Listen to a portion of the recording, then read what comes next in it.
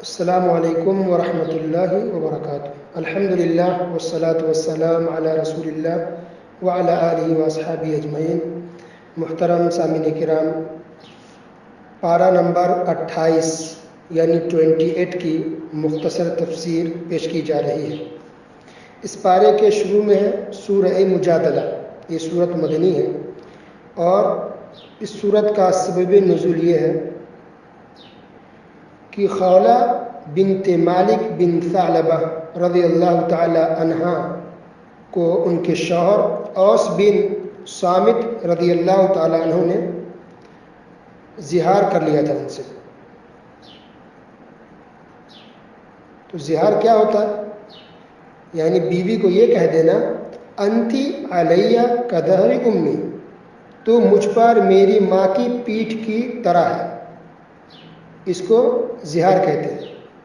کوئی شوہر اپنی بیوی کو اس طرح سے کہہ دے انتی علیہ کدہر امی، کہ تو مجھ پر میری ماں کی پیٹھ کی طرح ہے، تو اس کو زہار کہتے ہیں۔ زمانہ جاہلیت میں اس زہار کو طلاق مانا جاتا تھا، لہذا جب ان کے ساتھ یہ معاملہ پیش آیا تو یہ خولہ رضی اللہ عنہ پریشان ہو گئی اور رسول اللہ صلی اللہ علیہ وسلم کے پاس آئی اور پوچھا کہ اس کا کیا حل ہے، کیا مسئلہ ہے۔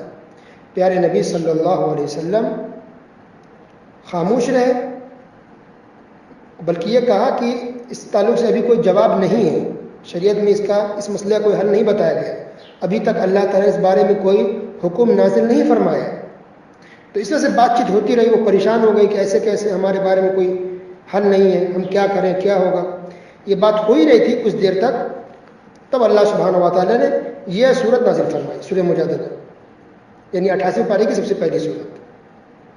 تو اللہ تعالیٰ نے اس کے اندر اس مسئلے کا حل بتا دیا، اور حل یہ بتایا اللہ سبحانہ و تعالیٰ نے کہ اگر کوئی شوہر زہار کر لے اپنی بیوی سے تو اس سے بیوی کو طلاق نہیں پڑے گی، وہ حرام نہیں ہوگی، وہ ماں نہیں بن جائے گی۔ ماں تو وہی ہے جس نے ان کو جنا ہے، لیکن اس نے کرائم کیا، گناہ ہے، غلطی ہے، تو اس کا کفارہ دینا ہوگا۔ کفارہ یہ ہے کہ ایک غلام کو آزاد کرنا ہے، اگر اس کی طاقت نہیں ہے تو لگاتار کنٹینیو 2 مہینے کے روزے رکھنے ہیں، اور اگر اس کی بھی طاقت نہیں ہے تو 60 مسکین کو کھانا کھلانا ہے۔ یہ کفارہ ہے۔ عائشہ رضی اللہ تعالیٰ عنہ فرماتی ہیں کہ وہ عورت ہمارے گھر پہ آئی تھی اور یہ بات ان دونوں کے بیچ میں ہو رہی تھی۔ اب میں سن نہیں پائی کہ کیا بات ہوئی ہے، بس اتنا پتہ چل رہا تھا کہ کوئی بات تو ہو رہی، کچھ پوچھ رہی ہے عورت، لیکن کیا بات ہو رہی پتہ نہیں چلا۔ تو عائشہ رضی اللہ تعالیٰ عنہ کہتی ہے کہ میں گھر پر رہ کر کے مجھے پتہ نہیں چل پایا، اللہ سبحانہ و تعالیٰ 7ویں آسمان پر عرش پر ہے، وہاں پر اللہ نے ان دونوں کی بات کو سن لی، نبی کریم صلی اللہ علیہ وسلم کی بات کو، اس عورت کی بات کو، اور پھر اللہ تعالیٰ نے بات کو سن کر کے اس کا حکم بھی آسمان سے نازل فرما دیا۔ اللہ اکبر۔ اس سے کئی فائدے ہوتے ہیں۔ اس بات کو کیا پتہ چلتا ہے کہ غیب کا علم کسی کو نہیں ہوتا۔ اب عائشہ رضی اللہ تعالیٰ عنہ سے بڑی کون ولی ہو سکتی، بتائیے؟ مسلمان کی بیوی، ہم مسلمانوں کی ماں ہے، وہ کہتی گھر پر مجھے پتہ ہی نہیں چلا کیا بات چل رہی ہے، جب اللہ نے یہ صورت نازل فرمائی تب پتہ چلا کہ اچھا یہ مسئلہ ہے۔ تو پھر ایک انسان کیسے دعویٰ کر سکتا ہے، یا کوئی دوسرا انسان کسی ولی، بزرگ، اللہ کے نیک بندوں کے بارے میں انسان کیسے عقیدہ رکھتا ہے کہ وہ غیب جانتے ہیں، ان کے پاس غیب کا علم ہے، ان کو سب پتہ چل جاتا ہے خود بخود؟ کیسے پتہ چل سکتا ہے؟ اللہ اکبر، اندازہ لگائیے۔ اور دوسری بات کہ یہ پتہ چلا کہ رسول اللہ صلی اللہ علیہ وسلم بھی اپنی طرف سے کوئی بات نہیں کہتے تھے، اللہ حکم نازل فرماتے، اللہ بیان کرتے تو نبی کریم صلی اللہ علیہ وسلم اس کو بیان کرتے تھے۔ تو اس مسئلے میں جب بیان نہیں تھا، اللہ سے کوئی حکم نہیں آتا، تو نبی صلی اللہ علیہ وسلم نے اپنی طرف سے جواب نہیں دیا۔ اس سے ہم لوگ کو بھی نصیحت، عبرت مل رہی ہے، اور نصیحت کی بات ہے کہ جب کسی کو علم نہیں ہو شریعت کے بارے میں، چپ ہو جانا چاہیے، خاموش رہ جائے، کہتے مجھے نہیں پتہ، مجھے نہیں معلوم۔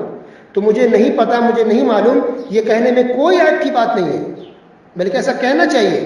جب تک کہ صحیح علم نہ، پختہ علم نہ ہو، انسان زبان نہ کھولے۔ تو علماء کی بات ہے، یہ رسول اللہ صلی اللہ علیہ وسلم نہیں بول رہے ہیں خود اپنی طرف سے۔ تو آج بہت سی پبلک، بہت سی عوام کو دیکھیے کہ کوئی بات جیسے آتی ہے فوراً بول دیتے ہیں کہ ہاں یہ حلال ہے، یہ حرام ہے، یہ غلط ہے، یہ صحیح ہے۔ انا للہ و انا الیہ راجعون۔ ایک عام پبلک، ایک عام آدمی کیسے جواب دیتے ہیں شریعت کے مسائل کو؟ کیسے حل کرتے ہیں؟ کیسے جواب دیتے؟ کیسے اللہ کا ڈر خوف نہیں ہوتا؟ اتنی ہمت ان کے اندر کیسے ہوتی ہے؟ تو ایک دم سب خبردار ہو جائیں, کبھی بھی کوئی انسان جواب نہ دے سے پبلک, کسی مسئلے کسی نے پوچھا اور جلدی سب جواب دے دیں, لپک کر کے آپ بول دیں, یہ غلط طریقہ ہے. یہ علماء کا کام ہے مسائل کو بیان کرنا, جواب دینا. اور عالم میں بھی اگر ان کو پتہ نہیں تو صاف کہہ سکتے کہ مجھے نہیں معلوم. ضروری نہیں کہ ہر کسی کو ہر چیز کا علم ہو بھی. اور اس سے بھی پتہ چل رہا ہے کہ جو لوگ اماموں کے بارے میں, بڑے بڑے ائمہ کے بارے میں جو عقیدہ رکھتے کہ نہیں, انہوں نے جو کہہ دیا سب پتھر کی لکیر, انہوں نے جو فتویٰ دے دیا یا جو مسئلہ بیان کر دیا ہم اس کو مان کے چلیں گے. ایسا کرنا چاہیے؟ نہیں کرنا چاہیے. ہم اندھے نہ ہو جائیں کسی کی محبت میں, کسی کی تعظیم میں. آنکھ اور کان کھلی رکھیں. کسی کی بھی بات صحیح بھی ہو سکتی ہے, غلط بھی ہو سکتی ہے. امام مالک چاروں امام میں سے ایک امام مالک ہے. امام مالک رحمۃ اللہ علیہ نے کہا کہ دنیا میں کوئی بھی ہو, کتنا بڑا عالم ہو جائے, کتنے بڑے امام ہو جائے, سب سے غلطی ہو سکتی ہے. وہ صحیح بھی بول سکتا ہے, غلطی بھی ان سے ہو سکتی ہے. لیکن صرف ایک ذات ایسی ہے مخلوق میں, انسانوں میں, جس سے غلطی نہیں ہو سکتی, اور وہ ہے رسول اللہ صلی اللہ علیہ وسلم. یہ تعلیم دی امام مالک رحمۃ اللہ علیہ. تو اس صورت کے اندر, مجادلے کے اندر, ایک تو زہار کا حکم ہوا. دوسرا مسئلہ اس کے اندر یہ بیان کیا کہ یہودی اس طرح سے سلام کرتے تھے جو سلام کا طریقہ اللہ سبحانہ وتعالیٰ نے سکھایا تھا. تو یہودی نبی کے پاس آ کے کیا کہتے ہیں؟ السلام علیکم, السلام علیکم, السلام. تو السلام علیکم آپ کہہ رہے ہیں تو اس کا مطلب ہوتا ہے موت. السلام علیکم, آپ پر موت ہو. انا للہ و انا الیہ راجعون. تو اللہ نے اس کو آگاہ کر دیا کہ یہ تو موت کی بد دعا کرتے ہیں, موت کی دعا دیتے ہیں. اللہ نے یہ طریقہ سلام کا نہیں سکھایا. تو السلام علیکم, آج بھی کچھ مسلمان کو دیکھیے بیچارے کو اس سے معلومات نہیں ہوگی. السلام علیکم اتنی جلدی سے اور ایسا بولتے کہ پتہ نہیں چلتا کیا بول رہے ہیں. اب صاحب بولیے السلام علیکم, السلام لام لائیے, سام بولے گا السلام علیکم مطلب آپ پر موت ہو, اور السلام علیکم مطلب آپ پر سلامتی ہو. اب دعا دے رہے ہیں کہ اللہ کی سے حفاظت ہو, اللہ کی طرف سے آپ پر سلامتی ہو. السلام علیکم, اچھے سے آپ سلام کیجیے. السلام علیکم ورحمۃ اللہ وبرکاتہ. سلام کا تین طریقہ, السلام علیکم صحیح ہے, السلام علیکم ورحمۃ اللہ یہ بھی صحیح ہے, السلام علیکم ورحمۃ اللہ وبرکاتہ یہ پورا کمپلیٹ سلام ہے. تینوں طریقہ صحیح ہے, لیکن یہ پورا بولیں گے تو اور زیادہ ثواب ملے گا. پھر اللہ نے سرگوشی کا ذکر کیا. سرگوشی یعنی کان میں آہستہ سے کوئی بات کہنا, کانا پھوسی کرنا, اس کو سرگوشی کہتے ہیں.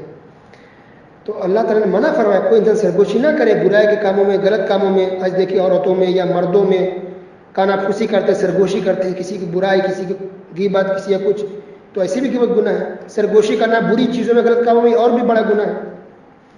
اور اس کے اندر یہ مسئلہ بیان کیا گیا کہ اگر کوئی سچ بات بھی ہو, یعنی اچھی بات بھی اگر کرنی ہو, تو اگر کوئی 3 آدمی ہے تو آپس میں 2 آدمی سرگوشی نہ کریں. اگر سے آپ اچھی بات کرنا چاہ رہے ہیں, کان میں کوئی بات کہنا چاہ رہے ہیں, لیکن ایک آدمی کو چھوڑ کر کے اگر آپس میں بات کریں گے تو اس تیسرے آدمی کو ایسا لگے گا کہ اس کے خلاف آپ کوئی بات کر رہے ہیں. تو اسلام نے منع کیا کہ آپ 3 آدمی ہیں تو ایک کو چھوڑ کر کے 2 آدمی آپس میں سرگوشی نہ کریں, اگر سے اچھی بات کر رہے ہیں, کیونکہ اس کو بدگمانی پیدا ہوگی, اس کا دل خراب ہوگا, اس سے نفرت اور جھگڑے ہو سکتے ہیں. ہاں لیکن بہت ضروری ہو سکتا ہے انسان سفر میں ہے یا ایسی جگہ میں 3 ہی آدمی ہیں اور بہت ضروری اس کو بات بھی کرنی ہے, وہ نہیں چاہتا کہ تیسرے آدمی کو پتہ چلے, تب پھر وہ اجازت لے لے. یہ حدیث کے حساب سے کہ اجازت لے لے, اگر اس نے اجازت دے دی تب کر سکتے. ورنہ جنرلی سرگوشی آپس میں 1 آدمی 2 آدمی کو چھوڑ کر کے اکیلے میں نہیں کرنا چاہیے, اس سے بدگمانی پیدا ہوتی ہے اور یہ گناہ بھی ہے. پھر اللہ نے بیان کیا علم والوں کے درجات کو, جو صاحب علم ہے جس کو اللہ نے علم دیا ہے, اللہ اس کے درجات کو بلند کرتا ہے. اللہ اس سے علماء کی, عالم کی, اہل علم کی فضیلت اور اہمیت سمجھ میں آتی ہے. اس کے بعد سورہ حشر, ہم جلدی سے مختصر بیان کریں گے, بہت ساری صورت اس پارے کے اندر ہے. سورہ حشر اس کی پہلی آیت ہے, یہ صورت بھی مدنی ہے. سبح للہ ما فی السماوات وما فی الارض وهو العزیز الحکیم. آسمانوں اور زمین کی ہر چیز اللہ تعالیٰ کی پاکی بیان کرتی ہے. اللہ, زمین آسمان کے نیچے اوپر جو کچھ ہے ہر چیز اللہ تعالیٰ کی تسبیح بیان کرتی ہے, اللہ تعالیٰ کی حمد و ثنا میں لگی رہتی ہے. یہ بات پہلے بھی کئی مرتبہ بتائی گئی کہ پہاڑ بھی, یہ پرندے بھی, یہ درخت بھی اللہ کو سجدہ کرتے ہیں, اللہ کی تسبیح بیان کرتے ہیں. لیکن ہم ان کو سن نہیں سکتے, سمجھ نہیں سکتے, لیکن ہر مخلوق اللہ کی تسبیح میں اور اللہ کی بات میں لگے رہتے ہیں. اللہ اکبر. اس سے پتہ چلا کہ ہماری عبادت کا اللہ محتاج نہیں ہے, ہم عبادت کرتے ہیں اللہ کے لیے, اس میں خود ہمارا فائدہ ہے. اس لیے کسی کے اندر کوئی تکبر اور گھمنڈ نہ ہے عبادت کرتے ہوئے, کتنے بھی نیک بن جائیں یا کتنا بھی شوق ہے, تو یہ اللہ کا فضل ہے کہ اللہ نے آپ کو توفیق دی ہے. اور اگر آپ عبادت سے دور ہیں تو گویا کہ آپ پر اللہ کا غضب ہے، اللہ آپ سے ناراض ہے کہ آپ کو توفیق نہیں مل پا رہی ہے. انسان توبہ استغفار کر اللہ سے معافی مانگے، دین کی طرف ہے. اس سورہ حشر کا مرکزی مضمون سینٹرل اگر بیان کرے کہ کیا ہے تو اس میں یہ ہے کہ مدینہ کے اطراف میں یہودیوں کے 3 قبیلے تھے. یہودیوں کے بنو نذیر، بنو قریظہ، بنو قینقاع، یہ 3 قبیلے یہودیوں کے تھے. اس صورت کے اندر بنو نذیر کا اللہ نے ذکر کیا ہے. یعنی جب نبی صلی اللہ علیہ وسلم مکہ سے ہجرت کر کے مدینہ تشریف لے آئے تو یہودیوں کے ساتھ مسلمانوں کا معاہدہ ہوا تھا کہ آپس میں ایک دوسرے کے خلاف نہیں کریں گے، کوئی کام جنگ نہیں کریں گے، ایک دوسرے کو تکلیف نہیں پہنچائیں گے، معاہدہ تھا. لیکن معاہدہ تو کر لیا یہودی، لیکن پیٹھ پیچھے یہ سازش کرتے تھے یہودی. ایک تو سازش کرتے مسلمانوں کو تکلیف دیتے، پلس مسلمانوں کے دشمنوں سے آپس میں یہ لوگ، یہ یہودی کانٹیکٹ میں تھے، رابطے میں تھے اور خلاف سازش کرتے تھے. ایک تو یہ تھا. اچھا، خاص کر کے بنو نذیر میں نبی کریم صلی اللہ علیہ وسلم کو بلایا کچھ بات چیت کے لیے، اور جب آپ صلی اللہ علیہ وسلم وہاں تشریف لے گئے تو ایک شخص اوپر سے تیار، پوری سیٹنگ تھی ان لوگوں کی، اور نبی کے اوپر سے بہت بڑا پتھر پھینک دیا تاکہ پیارے نبی صلی اللہ علیہ وسلم کو شہید کر دیا جائے. انا للہ و انا الیہ راجعون. اللہ تعالیٰ نے فوراً بتا دیا فرشتے کے ذریعے، اور نبی صلی اللہ علیہ وسلم بچ گئے. انہیں نبی کے اوپر ہی پتھر گرا دیا گیا تھا، یہودی نے گرایا. ایک تو پہلے سے سازش کر رہے تھے یہودی مسلمانوں کے خلاف، اور پلس سے اتنی بڑی اس کی جرأت دیکھی کہ نبی کریم صلی اللہ علیہ وسلم کو دھوکے میں اوپر سے بلا کر کے اوپر سے پتھر گرا کے مارنا چاہ رہے تھے. تب نبی صلی اللہ علیہ وسلم نے ان کے خلاف جنگ کرنے کا اعلان کیا، بنو نذیر کے خلاف. بنو قینقاع تو پہلے نکال دیے گئے تھے مدینے سے، بنو قریظہ کی باری بعد میں آنے والی تھی، لیکن فی الحال اس کے اندر سورت کے اندر بنو نذیر کا ذکر ہے. تو بنو نذیر کو مسلمانوں نے نبی کریم صلی اللہ علیہ وسلم صحابہ کرام مل کر کے گھیر لیا، کیونکہ اس نے دھوکہ دیا، مارنے کی کوشش کی اور بہت غلط کام کیا. تو اب یہی راستہ بچا تھا کہ اس کو سبق سکھایا جائے، تو اس کو گھیر دیا گیا بنو نذیر کو. وہ لوگ ڈر گئے، خوف کھا گئے. اب بغیر لڑے ہی ان لوگوں نے ہار مان لی. اب تک پاور میں تھے لیکن اب ہار مان لی. اللہ تعالیٰ نے اس کے دلوں ڈر اور خوف ڈال دیا. تو یہ لوگ اب گھر چھوڑ کے چلے گئے، بنو نذیر باہر چلے گئے دور مدینے سے. تو اسی کا ذکر اللہ نے یہاں کیا. اور مال فے نصیب ہوا. مال فے کس کو کہتے ہیں؟ ایک تو مال غنیمت. مسلمان جب جنگ کرے، جنگ کرنے کے بعد جو مال حاصل ہوتا ہے اس کو مال غنیمت کہتے ہیں. لیکن بغیر جنگ کیے، یعنی لڑنے کے لیے تو جائے لیکن بغیر لڑے کافر ڈر کی وجہ سے وہ ہار مان لے، تب جو مال حاصل ہوگا اس کو مال فے کہتے ہیں. تو دیکھیے اس طرح سے اللہ سبحانہ وتعالیٰ نے مدد کی، بغیر لڑے اللہ نے جتا دیا، مسلمانوں کی فتح ہو گئی. اور یہودی دیکھیے سازش کر رہے تھے اور کس طرح سے ذلیل ہو کر کے یہودی چلے گئے. تو آج بھی اگر مسلمان اگر سچ پر ہے، حق پر ہے، تو آج بھی اللہ سبحانہ وتعالیٰ کی مدد آئے گی مسلمانوں کے لیے. بس مسلمان کبھی دھوکہ نہ کرے اور کسی پر بھی ظلم نہ کرے. پھر اللہ تعالیٰ نے یہ کہا کہ کوئی بھی اگر اللہ یا اس کی رسول کی مخالفت کرے گا تو اللہ کا عذاب بہت سخت ہے اور بہت خطرناک ہے. اللہ اس کے رسول کبھی بھی کسی بھی چیز میں مخالفت نہیں کرنی چاہیے. اس کے اندر ایک آیت ہے وَيُؤْثِرُونَ عَلَىٰ أَنفُسِهِمْ وَلَوْ كَانَ بِهِمْ خَصَاصَةٌ، سورہ حشر آیت نمبر 9. اس کا سبب نزول یا شان نزول یہ ہے کہ ایک مرتبہ ایک مہمان آئے نبی کریم صلی اللہ علیہ وسلم کے پاس.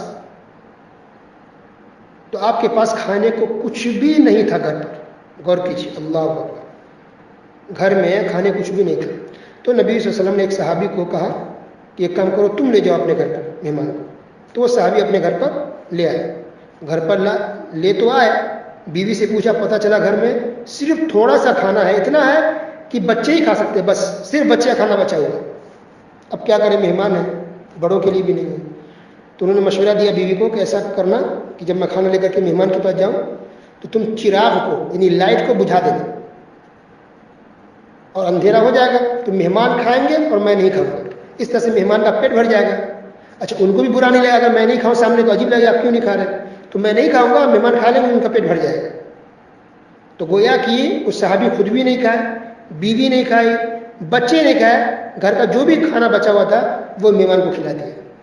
کتنی بڑی بات ہے، سوچے، کہنا آسان ہے لیکن تصور کریں ہم کہ ہم خود نہ کھائیں، مہمان کو کھلا دیں. اللہ اکبر، یہ معاملہ پیش. اچھا، اتنا ترکیب اپنا گیا، اتنی سیٹنگ دیکھی کہ لائٹ کو بجھا دیا، پتہ بھی نہیں چلا. آج ہم کسی کو 10 روپیہ دیتے اعلان کرتے 10 جگہ، کسی کو کچھ انسان دیتا 10 جگہ پھیلاتی پھرتے ہیں لوگ. یہ غلط طریقہ ہے.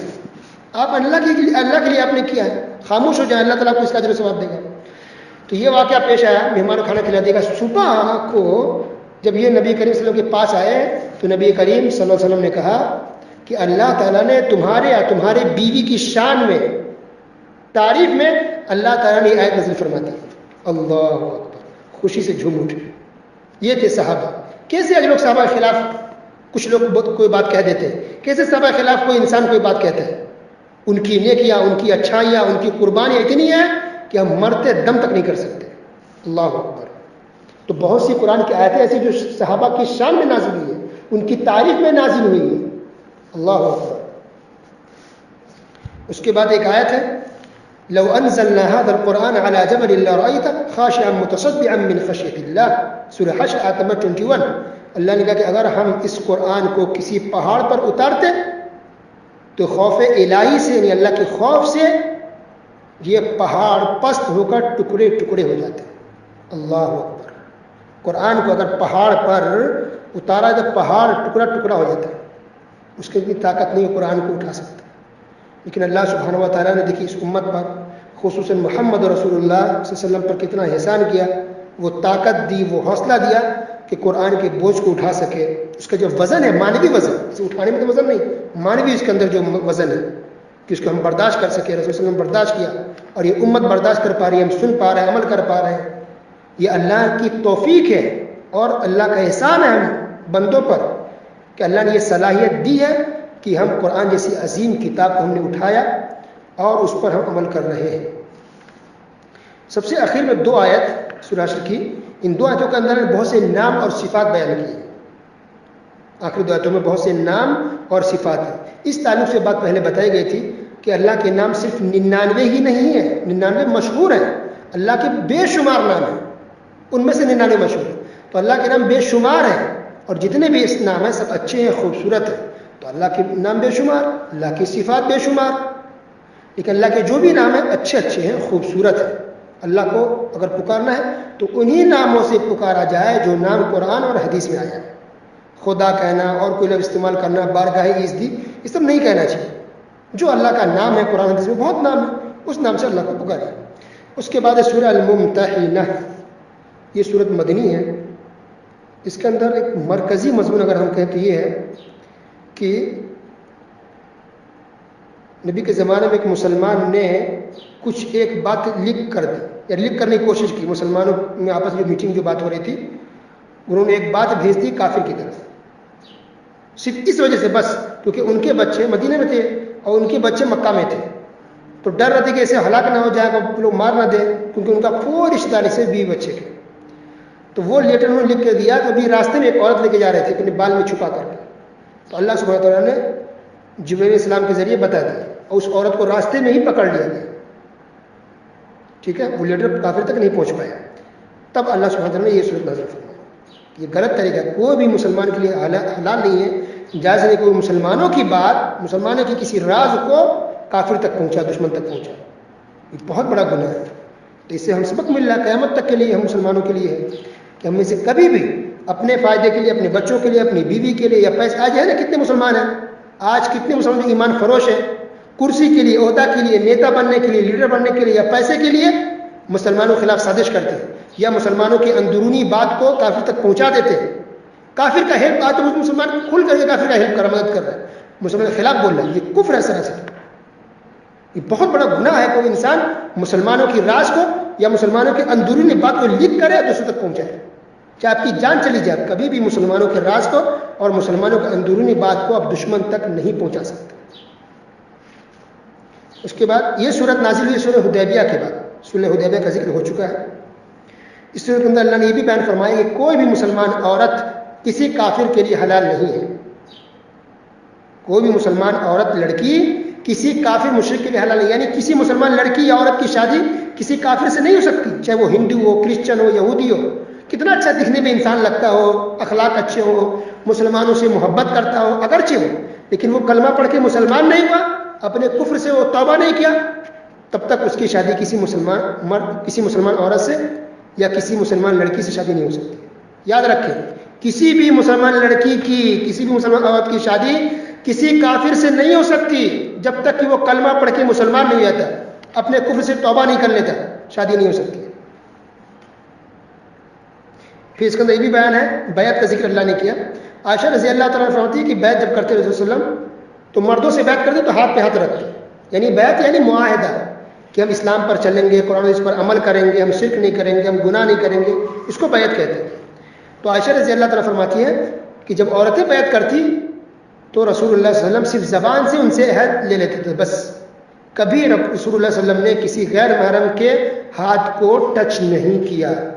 نبی کریم صلی اللہ علیہ وسلم نے کسی غیر محرم کسی اجنبی کو چھوا نہیں.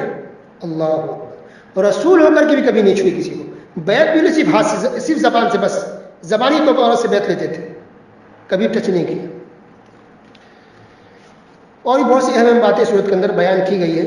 اس کے بعد سورہ صف میں اللہ نے یہ بیان کیا هو الذی ارسل رسول بالهدى ودین الحق لیظہرہ علی الدین کلہ ولو کرہ المشرکون، کہ اللہ وہ ہے جس نے اپنے رسول کو حق کے ساتھ، ہدایت کے ساتھ بھیجا ہے تاکہ اللہ تعالیٰ اس اسلام کو، اس دھرم کو، اس اسلام کو سب پر غالب کر کے رہے. یظہرہ علی الدین کلہ، اسلام سب پر غالب ہو کر کے رہے گا، یعنی سب سے اوپر جائے گا، سب سے ٹاپ پر رہے گا، سب سے پاور میں بھی رہے گا، طاقت کے حساب سے بھی، شہرت کے حساب سے بھی، حق ہونے کے حساب سے بھی، اور پاور کے حساب سے بھی. اسلام سب سے اوپر ہوگا، اور تھا بھی، اور انشاءاللہ پھر بھی ہوگا، قیامت سے پہلے بھی ہوگا. نبی کے زمانے میں، صحابہ کے زمانے میں، اور کئی خلافت، بنی امیہ، عباسیہ، کئی خلافت ایسے گزری ماشاءاللہ کہ پورے ٹاپ پر تھے. جیسے آج کہتے ہیں امریکہ سپر پاور ہے، مسلمان بھی کبھی سپر پاور تھے. یہ کئی دور، کئی سو سال بلکہ ایسا گزرا الحمدللہ. اچھا موقع ایسا گزر چکا، مسلمان جو ٹاپ پر تھے اور پھر آئیں گے جو ٹاپ پر ہوں گے پوری دنیا میں. تو اللہ نے اسلام کو بھیجا اس لیے تاکہ غالب ہو کر کے رہے، اوپر آ کے رہے. دبنے کے لیے اسلام نے کو اللہ نے نہیں بھیجا. بس یہ حالات ہے، کبھی مسلمان کمزور ہو جاتے، یہ الگ بات ہے، لیکن ہمیشہ یہ کمزوری میں نہیں رہیں گے، غالب ہو کر کے رہے مسلمان اور اسلام بھی. اس کے بعد سورۃ جمعہ ہے، جمعہ کی نماز جاتے ہیں، اسی جمعہ پر سورۃ جمعہ کا نام رکھا گیا ہے. یہ سورۃ مدنی ہے. اس کے اندر اللہ نے یہ بیان فرمایا کہ اگر کوئی انسان علم حاصل کر لے اور عمل نہ کرے تو اس کی مثال ایسے جیسے گدھا ہو کہ اس پر کتابوں کا بوجھ ڈال دیا جائے اور اس کو پتہ ہی نہیں چلے کہ اس کے اندر کیا ہے. پھر اللہ نے کہا کہ جمعہ کی اذان ہونے کے بعد کوئی بھی انسان خرید و فروخت نہ کرے. یاد رکھیے یہ ہمیشہ کے لیے، قیامت تک کے لیے. جمعہ کی اذان ہو گئی تو آپ کے لیے جائز نہیں کہ دکان کھول کے رکھیں، سامان بیچیں یا سامان خریدیں یا کوئی کام کریں. نہیں، اذان سے پہلے آپ کو جمعہ کے لیے پہنچ جانا مسجد میں. اذان ہو گئی تو اس کے بعد تو حرام ہے، جو حلال چیز بیچ رہے تھے وہ بھی آپ کے لیے حرام ہو جائے گا. جو کچھ کرنا اذان سے پہلے، اذان سے پہلے بلکہ پہلے آپ جمعہ کے لیے پہنچ جائیے. تو جمعہ کی اذان کے بعد خرید و فروخت کرنا یہ جائز نہیں ہے. پھر اللہ نے کہا کہ جب نماز ختم ہو جائے تو پھر پھیل جاؤ زمین میں اور اللہ کی رزق کو تلاش کرو، یعنی کماؤ، محنت کرو، کوشش کرو. اس سے پتہ چلتا ہے انسان کو محنت کرنی چاہیے، کوشش کرنی چاہیے. جو بھی کام کرے حلال طریقے سے، حلال کام، جائز کام کرے. محنت ہو، مزدوری ہو، جاب ہو، بس حرام کم نہ ہو، بے حیا والا کم نہ ہو. اچھا کام ہے، جائز کام ہے، اب محنت کیجیے. 2 پیسے کما چلے گا لیکن محنت کرے. کسی کے سامنے ہاتھ پھیلانا، کسی سے مانگنا یہ اچھا کام نہیں ہے، اسلام کا طریقہ نہیں ہے. آج دیکھیں کچھ مسلمانوں میں جنہوں نے اپنا طریقہ بنا لیا، وہ محنت نہیں کرتے، وہ کام نہیں کرتے، رات دن مانگتے رہتے. اس کے سامنے ہاتھ پھیلائیں گے، اس کے سامنے ہاتھ پھیلائیں گے. ہمیشہ دروازوں پر، گیٹ پر، گھروں میں لائن لگی رہتی ہے مانگنے والوں کی. ہاں ہوں گے، اس میں کچھ مجبور بھی ہوں گے، لیکن بہت سے ایسے بھی ہیں جنہوں نے اپنا پیشہ بنا لیا ہے، وہ مانگتے ہی ہیں. وہ ہٹے کٹھے آپ کام کیجیے، محنت کیجیے. یہ کوئی اچھا کام نہیں ہے ہاتھ پھیلانا کسی کے سامنے. انسان مجبور ہے، پریشان ہے، کبھی کبھار ہو گیا، لیکن انسان کو محنت کرنی چاہیے. اس کے بعد سورہ منافقون. منافقون آپ کو پتہ ہے منافق کس کو کہتے ہیں؟ جو انسان ظاہر کرے کہ مسلمان ہے، زبان سے کلمہ پڑھ لے یا کہے کہ میں مسلمان ہوں، لیکن اس کے دل میں کفر ہے، شرک ہے، دل سے مسلمان نہیں ہوا تو اس کو کہتے ہیں منافق. نفاق 2 طرح کا ہوتا ہے، ایک اعتقادی اور نمبر 2 عملی. اعتقادی یعنی عقیدے میں، تو عقیدے کا منافق کون ہوا؟ کہ زبان سے کہہ دیا بس کہ ہم مسلمان ہیں، لیکن دل میں اس کے شرک کا کفر ہے، تو یہ اعتقادی منافق ہے. ایسا آدمی کافر ہو جائے گا، بلکہ کافر ہے. اگرچہ دکھانے کے لیے کلمہ پڑھ رہا ہے، سبحان اللہ الحمدللہ کہہ رہا ہے، لیکن دل سے مسلمان ہے تو کافر ہے. تو یہ اعتقادی عقیدے کے حساب سے منافق ہے. اور دوسرا نفاق ہوتا ہے کہ عملی، یعنی عمل کے ذریعے. تو کوئی انسان مسلمان تو ہے اور عمل کے ذریعے وہ نفاق والا کام کر رہا ہے. تو عملی نفاق کیا ہے؟ اس کی مثال مثلا جھوٹ بولنا، وعدہ کر کے وعدہ خلافی کرنا، یہ عملی نفاق ہے. امانت میں خیانت کرنا، یہ سب عملی ہے. تو اللہ کے رسول صلی اللہ علیہ وسلم نے فرمایا کہ منافق کی علامت یہ ہے کہ انسان بات کرے تو جھوٹ بولے, وعدہ کرے تو وعدہ خلافی کر جائے, امانت دیا جائے تو اس میں خیانت کر دے. اس کے اور بھی کئی علامت یا عمل بتائی گئی ہے کہ یہ منافق کی علامت ہے. یعنی منافق کا کام ہے, اچھا سچا مسلمان ایسا نہیں کر سکتا اور نہیں کرنا چاہیے. لہٰذا اس سے پتہ چل رہا کہ اگر کوئی انسان جھوٹ بولا یا وعدہ خلافی کیا تو وہ کافر نہیں ہوگی, وہ نفاق کی علامت ہے, اس کے اندر پہچان ہے, اس نے منافق والا کام کیا ہے. تو کوئی انسان منافق والا کام کرے تو اس سے منافق اور کافر نہیں ہو جائے گا, بلکہ بہت بڑا اس پر گناہ ہوا ہے, گناہ کا کام کیا ہے, کافر نہیں ہو گیا. تو فرق سمجھیے. آج کچھ لوگ کہتے ہیں مسلمان کہتے ہیں کہ منافق ہے, تو منافق ہے یہ مت کہیے. اگر وہ مسلمان ہے اور دل سے مسلمان ہے, وہ توحید پر ہے, شرک اور کفر نہیں کر رہا تو مسلمان ہے. اس کو کسی ایک عمل کی وجہ سے کہہ دینا کہ وہ منافق ہے, یہ غلط بات ہے, یہ بہت خطرناک معاملہ ہے.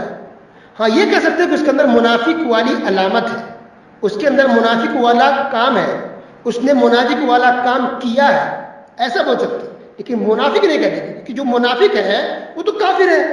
منافق دراصل کافر ہی ہے, وہ مشرک ہے. اوکے.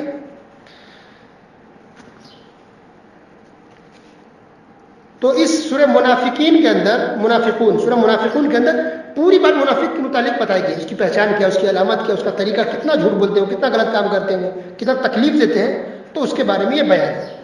اس کے بعد ہے سورہ تغابن. تغابن یہ قیامت کے نام میں سے ایک نام ہے. یہ سورت بھی مدنی ہے. اللہ سبحانہ وتعالیٰ نے کہا کہ قیامت قائم ہو کر رہے گی, اللہ تعالیٰ سب کو ضرور جمع کرے گا. اللہ اکبر. اس کے بعد اللہ سبحانہ وتعالیٰ نے کہا کہ تمہاری بعض بیویاں, تمہارے بعض بچے تمہارے دشمن ہیں, لہذا ان سے ہوشیار رہنا. اللہ, سورۃ تغابن یہ بات ہے کہ تمہاری بعض بیویاں اور بعض بچے تمہارے دشمن ہیں, اس سے ہوشیار رہنا. کیا مطلب کہ اگر کسی کی بیوی نیک نہیں ہے, گنہگار ہے, خطا کار ہے, عقیدہ صحیح نہیں ہے, تو وہ دشمن ہے ایک شوہر کے لیے. اگر نیک بیوی نہیں تو وہ دشمن ہے آپ کے لیے, وہ رکاوٹ بنتی ہے آپ کے دین کے معاملے میں, عمل کرنے میں, وہ دشمن ہے. تو دشمن کا مطلب ہے کہ جو رکاوٹ بنے آپ کے دین میں, خود گنہگار ہے. جو گنہگار ہوگی آپ ضرور آپ کو بھی تکلیف دے گی, آپ کو دین پر عمل کرنے میں رکاوٹ بنے گی, یا آپ دین پر عمل کریں گے تو آپ کو تانا دے گی, ارے بہت دیندار بنے ہیں, بہت پارسا بننے چلے ہیں, بہت پارسا ہے, پتہ ہے بہت نیک ہے, بہت متقی پرہیزگار بنتے ہیں. تو کچھ بیوی جو ایسے تانے دیتی ہے, اس کا مطلب ہے کہ بیوی اچھی نہیں ہو سکتی. ایک مسلمان بیوی عورت ہو کر کے کیسے شوہر کو تانا دے گی, وہ بہت متقی بن رہے ہیں, بہت پرہیزگار بن رہے ہیں. تو تانا دینا, خود گناہ کرنا اور گناہ کے لیے شوہر کو اکسانا, یا ایسی چیز کا ڈیمانڈ کرنا جو جائز نہیں ہے, غلط چیز خریدنے کو کہنا, تو یہ دشمن ہے. بچے, اگر بچے نافرمان, وہ بھی دشمن ہے ایک باپ کے لیے, کہ وہ غلط چیز کا ڈیمانڈ کرتا ہے, تنگ کرتا ہے, باپ کو پریشان کرتا ہے, دین پر صحیح سے عمل نہیں کرنے دیتا ہے, اور غلط چیزوں کا ڈیمانڈ کرتا ہے, ایسی اولاد بھی دشمن ہے. اچھا, اس کا الٹا بھی ہو سکتا ہے کہ ہو سکتا ہے کوئی بیوی نیک ہو, ماشاءاللہ دیندار ہے, پرہیزگار ہے, توحید پر سنت پر ہے, لیکن شوہر اچھا نہیں, شوہر بدعتی ہے, نعوذ باللہ. ایسے بھی ہمارے انڈیا پاکستان میں بہت ایسے ہیں کہ بیوی ماشاءاللہ سنت پر, قرآن حدیث پر عمل کرنے والی ہے, اور شوہر بدعتی ہے. انا للہ و انا الیہ. بہت افسوس والی بات ہے, بہت افسوس ہے کہ شوہر بدعتی, بدعت کام کرتا ہے. کچھ شوہر ایسے ہیں جو نماز نہیں پڑھتا ہے. تو بیوی تو نیک ہے, توحید پر ہے, حدیث پر ہے, نمازی ہے, شوہر نمازی نہیں ہے, کہ بہت افسوس والی بات ہے. اب ایسا شوہر دشمن ہے, اب ایسا شوہر دشمن ہے بیوی کے لیے کہ بیوی نمازی ہے, شوہر نمازی نہیں ہے, بیوی نیک ہے, شوہر نیک نہیں ہے, بدعت کرتا بھی ہے اور بیوی کو مجبور کر تم بدعت کرو, تم یہ غلط کام کرو, برائی کرنے کو کہتا ہے. تو ایسا شوہر دشمن ہے بیوی کے لیے. اللہ اکبر. تو ایسی بیویوں کو ہوشیار رہنا چاہیے کہ اپنے شوہر سے ہوشیار رہیں, دین پر عمل کریں, صبر کریں, لیکن شوہر کے تناؤ میں آ کر یا شوہر کے دباؤ میں آ کر کے کوئی شرک بدعت بیوی نہ کرے یا کوئی گناہ کا کام نہ کرے.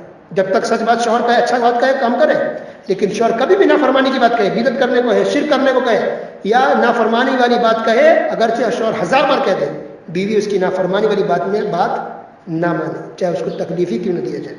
اس کے بعد سورۃ طلاق. طلاق یہ سورہ مدنی ہے. طلاق سے سمجھ لیا اس کے اندر کیا مسئلہ ہوگا, طلاق کے مسائل کو اس کے اندر بیان کیا گیا. لیکن ایک بات سن لیں کہ طلاق کے جو مسئلے کو بیان کیا گیا, اس صورت پر طلاق کے اوپر ایک باقاعدہ ایک صورت نام رکھا گیا, سورۃ طلاق. تو اسلام یہ نہیں کہتا کہ تم بیوی کو طلاق دے دو, جیسے کہ میڈیا والے ادھر پھیلایا, بدنام کرنے کی کوشش کی. طلاق کا مطلب یہ نہیں ہے کہ تم طلاق دے دو, یہ نہیں ہے. اسلام تو کہتا ہے کہ میاں بیوی آپس میں رہیں, محبت سے رہیں, بلکہ اسلام یہ کہتا ہے کہ اگر جھگڑے بھی ہو تو اس کو ملا دو آپس میں. 1000 کوشش کرو کہ دونوں کے آپس میں صلح ہو جائے, محبت ہو جائے, ساتھ میں رہیں. اچھی بات ہے, شادی تو اس لیے ہوتی ہے تاکہ انسان ہمیشہ زندگی گزارے. لیکن طلاق کا مسئلہ بیان کرنے کا مقصد یہ ہے قرآن حدیث میں کہ اگر سچویشن ایسی ہو جائے, حالات ایسے ہو جائے کہ لاکھ سمجھانے کے باوجود, صلح کرانے کے باوجود اگر شوہر بیوی کا نہیں جم پا رہا ہے, نباہ نہیں ہو پا رہا ہے, ساتھ میں نہیں ہو پا رہا ہے, بہت جھگڑے, بہت پریشانی ہو رہی ہے, ایسا لگتا ہے کہ کوئی شوہر خودکشی کر لے گا یا بیوی خودکشی کر لے گی یا ایک دوسرے کا مرڈر کر دیں گے یا مار دیں گے, نوبت بہت آ گئی ہے خراب, تو اسلام کہتا ہے کہ نہیں, مرڈر مت کرو, کسی کا کوئی خودکشی نہ کرے یا مرڈر مت کرو, بلکہ اگر تمہارا گزر بسر ساتھ میں نہیں ہو پا رہا ہے تو تم طلاق دے دو, طلاق لے کے الگ ہو جاؤ. ٹھیک ہے, تو یہ گویا کہ گنجائش, ایک راستہ بتایا گیا کہ انسان کے ساتھ سامنے جب کوئی راستہ نہیں بچا تو آپ طلاق دے کر کے الگ ہو جائے. ٹھیک ہے, اس کے اندر عدت بتائی گئی کہ اگر کسی کو طلاق ہو جائے تو طلاق کے بعد عدت گزارنی ضروری ہے. 3 حیض ہے, طلاق ہوا تو عورت کو 3 حیض تک یعنی 3 ماہواری تک عدت گزارنی ضروری ہے, یعنی اس سے پہلے وہ شادی نہیں کر سکتی دوسری, عدت گزارنے کے بعد شادی کر سکتی ہے. اور اگر طلاق ہوا, اس کو اب پیٹ میں بچہ ہے تو وضع حمل تک, بچہ کے پیدا ہونے تک وہ شادی نہیں کر سکتی, اس کی عدت ہے بچہ کے پیدا ہونے تک. تو مثلا اگر کسی عورت کو طلاق ہو گیا اور اس کے پیٹ میں 2 مہینے کا بچہ ہے تو کیا 3 مہینے کے بعد تو شادی کر لے گی؟ نہیں, جب تک بچہ پیٹ میں شادی نہیں کر سکتی, جب بچہ پیدا ہو جائے گا اس کے بعد وہ شادی کرے گی, یہ اس کی عدت ہے. اگر پیٹ میں بچہ نہیں ہے تب 3 ہے. اور اگر کسی کے شوہر کا انتقال ہو گیا, بیوہ ہو گئی, تو بیوہ کے لیے 4 مہینے 10 دن کی عدت ہے. بیوہ کے لیے 4 مہینے 10 دن کی عدت ہے. لیکن اس میں بھی یہی معاملہ ہے کہ اگر کسی کے شوہر کا انتقال ہو گیا اور پیٹ میں بچہ 1 مہینے کا مثلا, تو کیا 4 مہینے کے بعد وہ شادی کر لے گی؟ نہیں, جب تک بچہ پیدا نہیں ہو جاتا وہ شادی نہیں کر سکتی. تو وہ کہ اس کے اندر عدت کا بھی مسئلہ بیان کیا گیا. اس کے بعد سورہ تحریم, یہ سورت مدنی ہے. اللہ تعالیٰ اس کے اندر یہ بیان کیا کہ کوئی بھی انسان کو یہ حق حاصل نہیں ہے کہ اس کو حلال کر دے, اس کو حرام کر دے. حلال اور حرام کرنے کا حق صرف اور صرف اللہ رب العالمین کو بس. اللہ تعالیٰ نے صاف طور پہ کہہ دیا کہ نبی کو بھی یہ حق حاصل نہیں ہے کہ حلال کو حرام کر دے یا حرام کو حلال کر دے. یہ کام کس کا ہے؟ صرف اور صرف اللہ رب العالمین کا ہے. اللہ اکبر. آج کیسے کوئی جرت کرتے ہیں کہ فلاں صاحب نے کہہ دیا یہ حرام ہے, فلاں صاحب کہتے ہیں کہ یہ حلال ہے, تو انسان حلال مانے. نہیں, اسلام میں اللہ نے جو بیان کیا, جو حلال ہے وہی حلال رہے گا اور جو حرام ہے وہی حرام رہے گا. ہم اس کو بدل نہیں سکتے, یہ کام صرف اللہ رب العالمین کا ہے. اس کے بعد اللہ سبحانہ وتعالیٰ نے یہ کہا کہ تم اپنے آپ کو اور اپنے گھر والوں کو, بیوی بچے شوہر بھائی جو بھی گھر والے, سب کو جہنم کی آگ سے بچاؤ, یعنی سب کی اصلاح کرنے کی کوشش میں لگے رہو. پھر اللہ نے کہا سچی توبہ کرو, توبۃ نصوح, سچی توبہ. سچی توبہ کیا ہے یہ بات پہلے بتائی گئی کہ گناہ ہو گیا انسان سے, نا امید نہ, معافی ہو جائے گی جو بھی گناہ ہو. توبہ کا طریقہ یہ ہے کہ جو گناہ ہو گیا اس پر آپ کو شرمندگی ہو, افسوس ہو, ٹھیک ہے, کہ غلط ہوا, اعتراف پر ایک گناہ ہوا, غلط ہوا. نمبر 2 کہ آئندہ نہ کرنے کا اللہ سے وعدہ کریں کہ انشاءاللہ یہ گناہ ہم دوبارہ کبھی نہیں کریں گے. اور تیسری بات کہ آپ اللہ سے معافی مانگیں کہ اللہ جو ہوگا اس کو معاف کر دے, اللہ معاف کر دے. یہ 3 باتیں ہیں سچی توبہ کے لیے. ایک اور چوتھی بات ہے کہ اگر گناہ آپ نے ایسا کہ اس کا تعلق انسانوں سے جڑا ہوا ہے, حقوق العباد سے, مثلا آپ نے پیسے لے لیے, آپ نے زمین ہڑپ کر لی, آپ نے کسی کو تکلیف دی, کسی کو مارا پیٹا, اس طرح کا معاملہ ہے, تو پھر آپ کو اس سے معافی مانگنی پڑے گی. آپ نے پیسہ لیا, پیسہ واپس کیجیے. زمین آپ نے ہڑپ کر لیا, زمین لوٹائیے. کسی کو مار پیٹ دیا, اس سے معافی مانگیے, تب معافی ہوگی. تو حدیث میں صاف یہ بات کہ اگر حقوق العباد سے متعلق ہے, آپ نے زمین ہڑپ کی, پیسے لیے, اس طرح کا معاملہ ہے, تو اس وقت تک اللہ معاف نہیں کرے گا جب تک کہ انسان معاف نہ کر دے. اللہ اکبر.